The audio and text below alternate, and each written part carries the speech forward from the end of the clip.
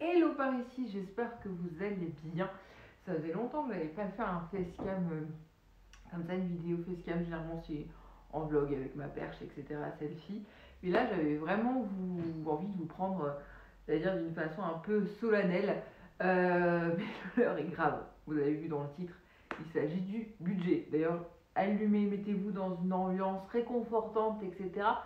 Parce que si vous êtes ici, on va dire que c'est que vous rencontrez des petits problèmes financiers ou au moins vous avez ce désir, et heureusement j'ai envie de dire, cette envie de level up niveau budget, mais c'est un peu ça, de gagner en maturité et autres, et d'avoir surtout des bons conseils, des astuces pour équilibrer son budget, surtout en ce début d'année, hein. Ça fait souvent partie de nos nouvelles résolutions. Moi, j'ai pas attendu la nouvelle année pour le faire, sinon ça allait tendre au fiasco.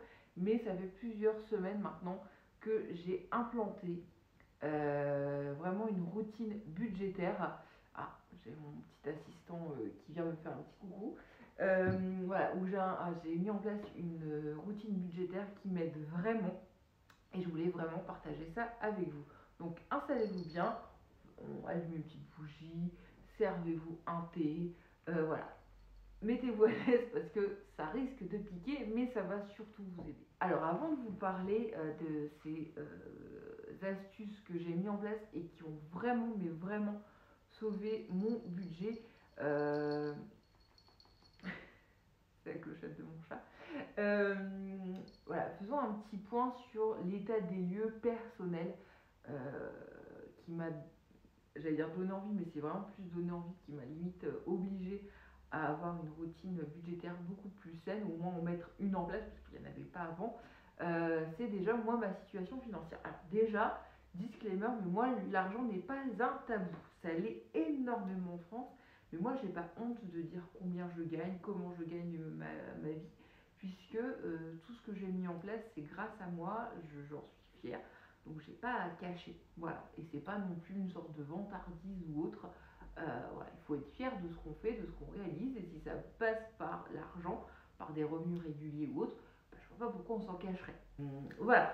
Donc moi, si vous me suivez sur les réseaux sociaux, je vous mettrai notamment le nom de mon compte Instagram, mais c'est comme ma chaîne, c'est Julie C'est Futilité, aussi de mon blog, etc.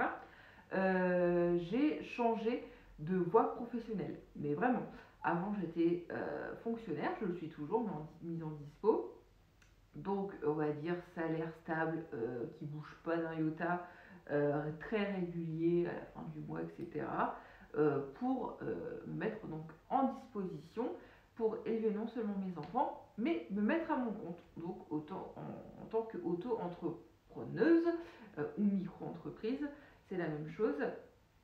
Et autant vous dire que pour ce qui concerne la stabilité des revenus, on n'y est pas du tout, puisque c'est totalement fluctuant en fonction de son activité. Donc moi j'ai deux activités, l'une pour l'influence et l'autre pour ma boutique d'objets déco vintage. Donc ça fluctue, même si on reste dans la même tranche, ça fluctue de mois en mois. Alors je ne sais pas combien de temps va durer cette vidéo, mais voilà, c'est très important de faire ce topo parce que vous allez peut-être vous reconnaître dans ma situation ou pas, ou vous allez en tirer quelques petits exemples qui vont vous aider. Bref, vous prenez ce que vous souhaitez comme information.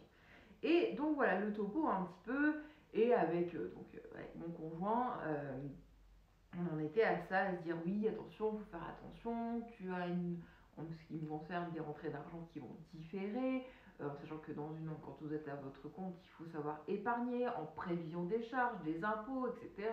Moi j'ai de l'achat de matériel, il y a plein de choses diverses et variées, et donc je me suis dit, mais si j'arrive même pas à contrôler mon budget, qu'est-ce que ça va donner sur mon entreprise?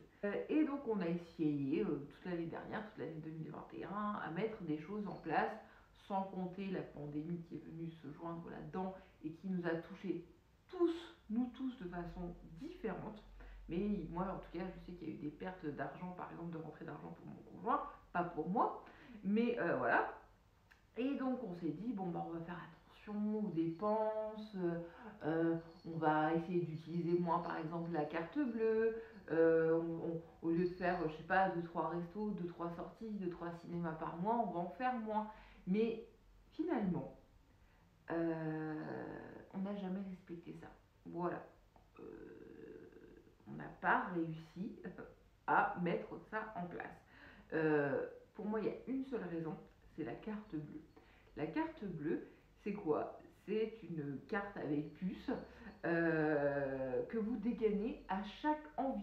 À chaque envie. Alors, bien sûr, il y a le côté dépensé de chacun et de chacune, mais à chaque envie de dépense, de dire oh, mais après tout, je le mérite, c'est un cinéma, c'est un verre entre filles, entre copines, une belle robe que j'ai vue en vitrine, etc. Sauf que tout ça combiné sur des délais assez courts, et bien à la fin du mois, ça fait beaucoup et ça creuse votre découvert. En ce qui me concerne, comme je vous l'ai dit, j'ai pas de tabou à en parler. En ce qui me concerne, ça a monté à des découvertes entre 800 et 1000 euros par mois. C'est pas possible, ce n'est pas possible. À savoir que, en plus, avant j'avais un côté vraiment dépensier que j'ai calmé avec les années. L'expérience, la maturité font. Mais je me traînais quand même ce boulet-là. Sans compter après les imprévus qui peuvent s'emmener, un arrêt maladie, une dépense pour la voiture, les impôts c'est pas un imprévu, mais une facture d'EDF, d'eau plus importante que d'habitude, voilà, un acte médical, il y a plein d'imprévus, la vie est faite d'imprévus. Donc, niveau imprévu, c'est vraiment pas ça qui manque. Et il faut, dans la mesure du possible, les anticiper. Alors, c'est pas avec un découvert entre 800 et 1000 euros que vous allez anticiper quoi que ce soit. Moi, je vous dis, vous allez voilà, anticiper la Banque de France, à part ça, c'est tout. Et donc, du coup, je me suis dit, ok, moi, en ce qui me concerne, c'est la facilité d'utilisation de la carte bleue. En plus, pour certaines cartes bleues, vous avez aussi le côté crédit renouvelable. Hein, ça revalvole, je ne sais plus comment c'est un terme, où vous pouvez choisir soit de payer en direct, soit en différé, qui s'appelle un crédit. C'est un piège. Sans compter que depuis avec la pandémie, on a le sans contact. Alors, je sors même plus parfois ma carte bancaire, je sors mon téléphone via Apple Pay. C'est magnifique dans le sens où on parle de la valeur, moi j'ai deux enfants en bas âge, on parle de la valeur qu'on enseigne de l'argent aux enfants, mais nous, elle n'est même plus représentée. Elle est représentée soit par un petit rectangle en plastique, soit encore mieux mis comme ça sur votre téléphone où vous bipez en disant wow, la technologie. Ouais, on matérialise plus concrètement ce que vaut un billet de 100 euros, ce que vaut 5 euros, ce que vaut 2 euros, etc. Voilà, on se dit ça vous son prix, puis voilà ça. Il y a déjà, moi je trouve qu'il y a une représentation de l'argent dans notre société actuelle qui a changé. Donc, ce que je vous dis là, ça dure 1 minute 30, mais ça m'a pris plusieurs mois pour faire ce constat-là. C'est un travail sur soi-même. Donc vous aurez peut-être des représentations différentes, ça diffère de chacun. Et donc moi je me suis dit, ok, la CB c'est un problème, je la dégaine aussi vite que John Wayne dans ses westerns, aussi vite que son flingue. Donc il y a quelque chose à faire autour. Et donc j'ai lu, parce que je suis autodidacte par nature, j'aime m'informer moi-même, me renseigner, etc. Et je suis un peu comme l'organisation professionnelle ou familiale ou autre, il y a des choses qui sont peut-être bonnes que je peux utiliser pour moi, ou que je dois réadapter, ou que je dois même inventer. Et moi, ce qui fonctionne vraiment chez moi, c'est j'ai besoin de cadre, d'encadrer mes dépenses, donc de les anticiper, de les prévoir, de les noter, parce que moi je fais tout à l'ancienne avec les carnets, etc. La preuve, ça c'est mon carnet de commandes sur ma boutique. Vous voyez, tout y est. Voilà, sur ma vie, je note ma vie dans les carnets. Et j'ai besoin de, comment ça s'appelle? Donc d'encadrer mes dépenses en notant à la semaine, pas au mois, parce que c'est trop long à temps dans mon esprit. À la semaine, ça fait un peu la blonde de service, ça fait, ou Doris dans Nemo, mais je dois les noter vraiment à la semaine, pas au mois. À part le mois pour avoir une vue globale, par exemple pour mon entreprise, mon budget prévisionnel mensuel, je le fais au mois, mais mon budget de famille, je le fais à la semaine. C'est vraiment beaucoup plus clair comme ça. Après voilà, c'est vous et votre organisation, peut-être que vous préférez faire tout globalement au mois, ou tous les trimestres, ça semble un peu plus compliqué, mais c'est vous, vous adaptez. Et moi j'ai eu vraiment besoin donc de structurer tout ça, noter, concrètement les dépenses et les rentrées, voilà, de mettre en place cette organisation écrite. Je vais vous montrer après comment je fais. Et surtout, comme je vous l'ai dit, de remiser au placard la CB, toujours dans mon portefeuille. Limite, je peux sortir sans ma CB. C'est un luxe que je n'aurais jamais osé prendre avant. C'est dingue de se dire ça, mais c'est vrai. J'ai besoin de matérialiser l'argent et je peux vous dire que quand vous matérialisez physiquement l'argent dans vos mains, vous dites ah ouais, 100 euros c'est quand même 5 billets de vin. C'est peut-être bête ce que je dis, mais je suis sûre on est plusieurs dans ce cas-là à dire ouais, 5 euros, 5 billets de vin, un peu quand on est petit en fait, les gros sous, les petits sous, etc. pour aller chercher des bonbons et autres, mais 100 euros c'est 5 billets de 20, c'est 2 billets de 50, etc. De dire ok, alors moi pour ma semaine, par exemple les courses, on est à combien au mois? Vous faites un budget, par exemple, les courses, c'est le budget euh, récurrent. Et c'est le problème récurrent aussi. Avant, je me suis toujours dit, oh là là, on est quatre à la maison, deux enfants et deux adultes, oh je dois être. C'est pas déterminé, c'est pas écrit, c'est pas comptabilisé. Je dois être autour de 600, 800. À un moment, je me dis, je calcule mon découvert, je me dis, mais pourquoi je suis autant à découvert? Pourquoi nous sommes autant à découvert? Je fais les comptes, c'était en juillet dernier. Et je me rends compte qu'en fait, pour juillet, sans partir en vacances, on était autour de 1000 euros de courses. Je dis, ok, je ne mange pas de caviar, je ne mange pas de homard, voilà, je ne prends pas que des marques. Il y a un problème. Il y a un problème quelque part. Donc j'ai travaillé aussi parce que j'avais conscience que je pouvais nettement réduire ce budget sans toutefois manger drastiquement que des pâtes, que du riz, etc. Voilà. Notamment le batch cooking, moi qui a été une révolution dans ma vie, tant sur le plan financier que organisation, mais j'y reviendrai prochainement si ça vous intéresse. Et je me suis dit, ok, donc il faut travailler dessus. Et je me suis dit, bon, on va pas faire 1000 euros, on va descendre à 800 euros par palier, tout doucement en fonction de votre progression et de vos envies. On va pas passer 1000 euros, on va essayer 800 euros de course à 4 et c'est déjà très bien. Voilà, moi à terme j'essaierai de descendre vers 500, 600 euros, mais c'est progressif, faut pas se mettre la pression. Et donc je me suis dit, allez, on commence par 800 euros. Qu'est-ce que ça représente 800 euros? Hop, je vais sortir ma calculatrice. Sur 4 semaines. Je suis nulle en calcul. Voilà, c'est peut-être pour ça que j'ai jamais aimé faire le budget. Donc 800 euros divisé par 4 semaines dans le mois, ça fait 200 euros. Je ne sais même pas calculer, vous pouvez le dire. 800 euros divisé par 4 quand je dis que je suis nulle en maths. Ok. Donc voilà, 200 euros par semaine. C'est largement faisable. Ou sur 5 semaines, ce qui fait 160 euros par semaine, si c'est un mois à 5 semaines. Voilà. Qu'est-ce que je fais après de ce constat en me disant, cocotte, tu vas t'attribuer un budget qui ne bougera pas, un budget de 800 euros par mois à ne surtout pas dépasser. Et qu'est-ce que tu en fais de ce budget? Très simple. Si, comme je vous l'ai dit, donc je fonctionne par semaine, si vous êtes sur un mois de 4 semaines, ça sera 200 euros de budget par semaine. Si c'est un mois en 5 semaines, ça sera un budget de 160 euros.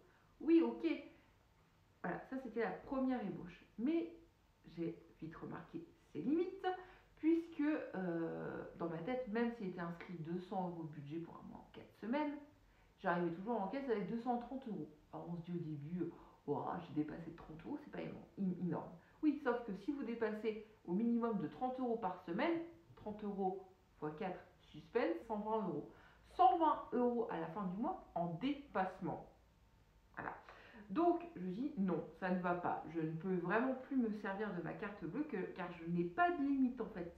Il n'y a pas de limite, il n'y a pas votre carte bleue qui vous dit attention cocotte, t'es arrivé à 200 euros de budget, ton budget va bientôt être dépassé. Non, du tout. Autre chose que vous avez dû voir dans le titre, c'est Action, Nose, etc. Les enseignes à petit prix qui m'ont ruiné. J'ai appris avec la maturité, avec le temps, que ces enseignes petit prix, en fait, c'était un peu, comment dire, le prétexte pour légitimer les dépenses. On se dit, oh, c'est à petit prix, je ne vais pas culpabiliser, je ne vais pas me ruiner. Et bien, au contraire. Parce que moi, avant, j'allais chez Action, j'allais chez Nose, parce qu'il y a beaucoup leur loisir par exemple créatif chez Action est intéressant, le rayon jouet, le rayon déco, puisque j'adore la déco, est sympa. Voilà, on va pas se le gâcher, c'est sympa, c'est beau, c'est pas cher contrairement à Maison du Monde ou d'autres marques, La Redoute Intérieure, etc. C'est sympa, c'est pas cher. Sauf que, alors, et chez Nose, si vous connaissez pas, c'est un discounter qui propose vraiment des petits prix sur les invendus. Là, c'est le piège. À chaque fois que j'y allais, j'en avais facilement chez Action ou chez Nose, mais plus chez Nose, bizarrement, entre 50 et 70 euros. Bon, quand on dit, bon, on va pas être ruiné pour 50 à 70 euros. Sauf que, encore une fois, c'est la répétition qui faisait le problème, en fait. C'était que j'allais une fois par semaine. Oui, oui. Donc ça veut dire 4 à 5 fois dans le mois. Vous faites 70 euros x 4, 280 si mes calculs sont bons. 280 euros par mois. Voilà, ça fait le loyer d'un tout petit appartement en province. C'est énorme par mois. Alors je vous fais pas le calcul à l'année, mais ça vous fait des vacances. Je vais pas dire de la daube, pour acheter de la daube, mais concrètement pour acheter des choses, je veux dire parfois mais souvent futiles, dont on n'a pas besoin. On n'a pas besoin d'acheter tous les mois de la déco. Non, ce n'est pas essentiel, ce n'est pas vital. J'achète régulièrement encore des cahiers de dessin pour mes enfants parce qu'ils dessinent beaucoup.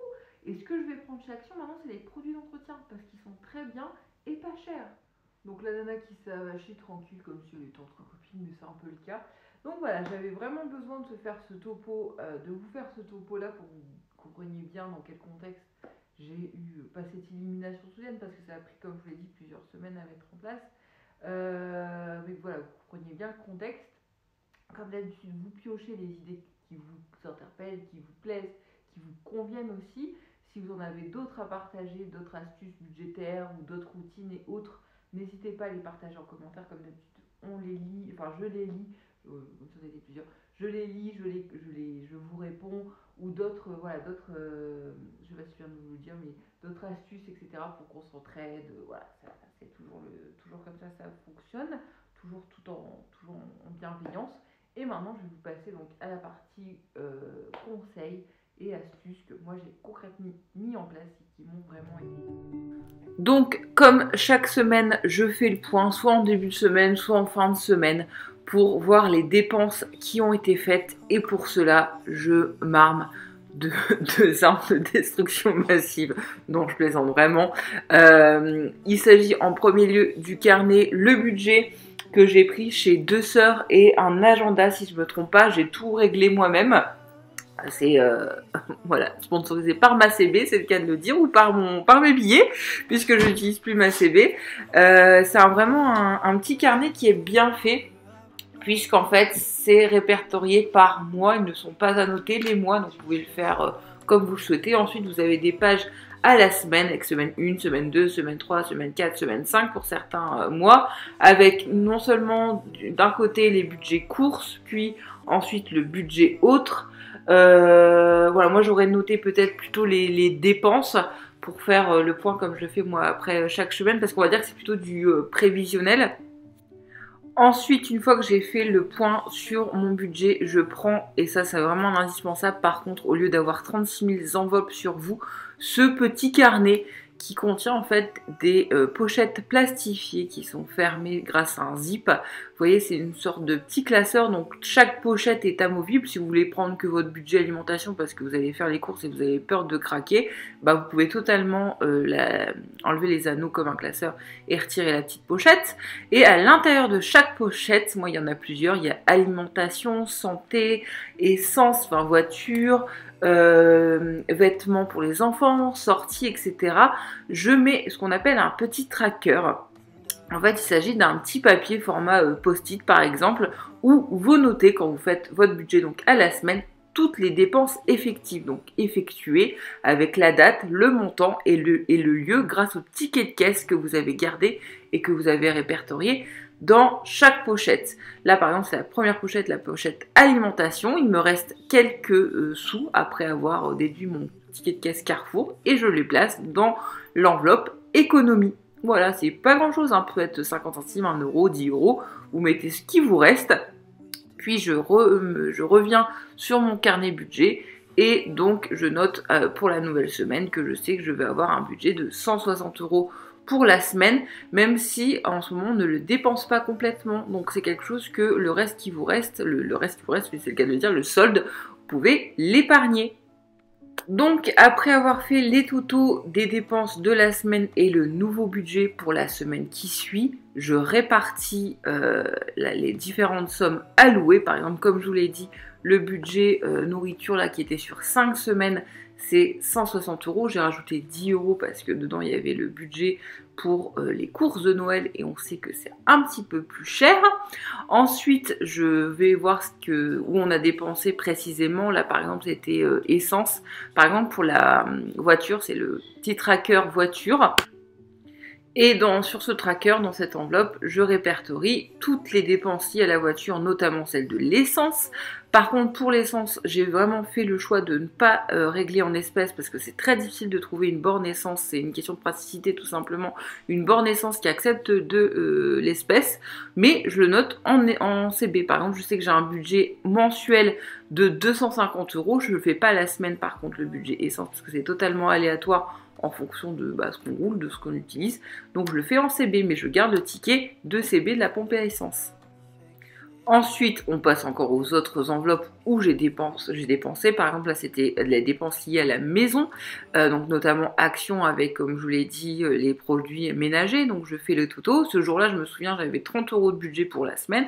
J'ai dépensé 30 euros. Si je n'avais pas assez en liquide, eh bien, j'aurais priorisé mes achats et j'aurais laissé tout simplement à la caisse les futilités, les compressibles, comme je les appelle, ceux dont on n'a pas vraiment besoin. Je fais aussi la métoto chez Kiabi, chez qui je suis passée pour acheter un bonnet pour mes enfants et une écharpe chacun. J'avais un budget aussi pareil de 30 euros, donc je n'ai pas dépassé parce que chez moi c'est très compliqué de ne pas dépasser avant, en tout cas avant le budget alloué. Là vous pouvez voir qu'à gauche où il y a le billet de 20, c'est l'enveloppe économie. Tout ce qu'on a récupéré du budget alimentaire qui n'avait pas été dépensé, vous voyez quand même que c'est plutôt pas mal. Et à droite, vous voyez une pochette plastique qui est vide puisque c'est l'épargne de secours que je compte bientôt remplir. Donc voilà pour cette vidéo budget, j'espère vraiment qu'elle vous aura donné, qu'elle vous aura donné des astuces. N'hésitez pas à me dire ce que vous en pensez en commentaire.